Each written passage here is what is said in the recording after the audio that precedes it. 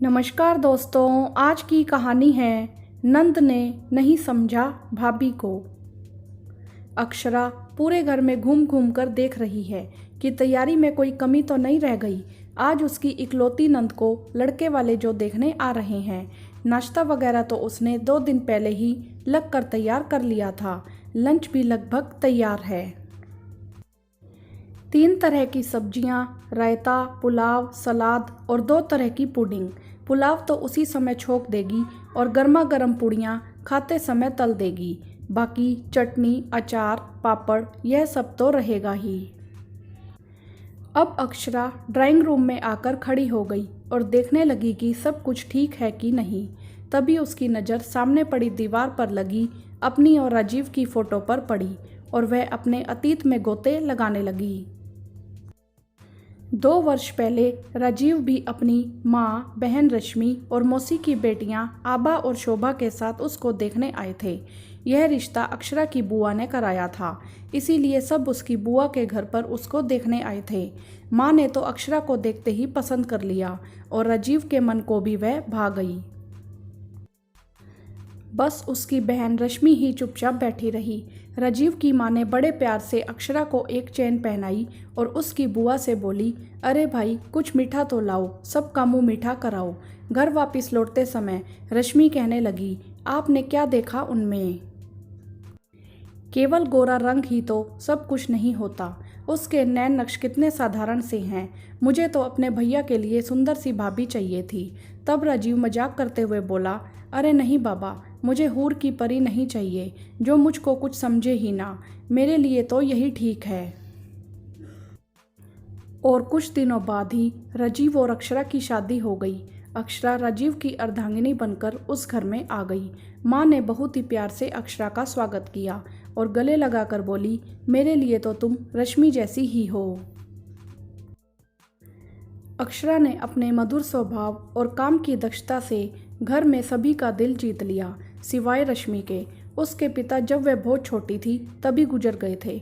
उसकी माँ ने उसमें विनम्रता और शालीनता के गुण भर दिए और भाभीियों ने उसे काम में दक्ष कर दिया। पढ़ाई के साथ साथ वह सिलाई और कढ़ाई में भी पारंगत हो चुकी थी।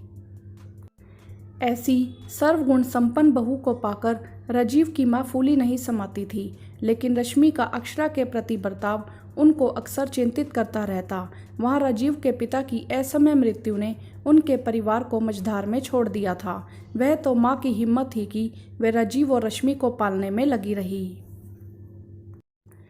उनका ही धैर्य और लगन का नतीजा था। आज राजीव अच्छे पद पर आसीन है। रश्मि बीबीए करके अब एमबीए के लिए कैट की परीक्षा की तैयारी कर रही है। छोटी होने के कारण सबके दुलार ने उसे नकचड़ी और जिद्दी बना दिया था। रश्मि छोटी होने के बावजूद भी अक्षरा को हर समय टोकती ही रहती।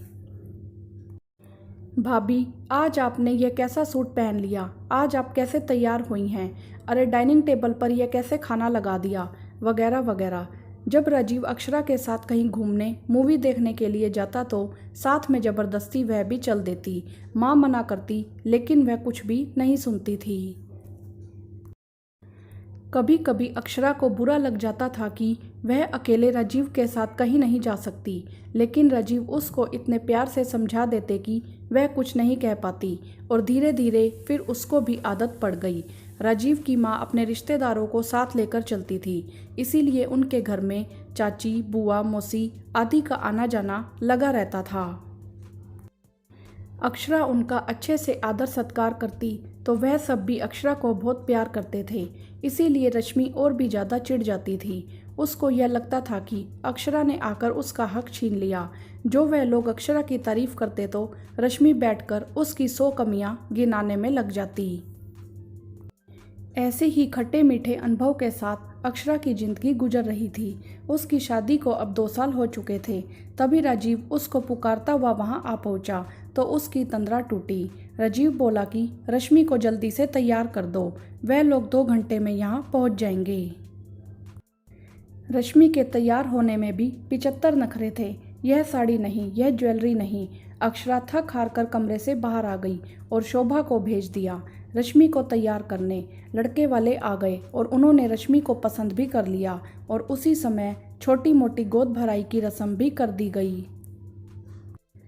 रश्मि की भी हम उम्र एक नन थी, जो कि चुपचाप एक तरफ बैठी थी। रश्मि जितना ही उससे हंसकर बात कर रही थी, उतना ही वह मुंह बनाकर जवाब दे रही थी।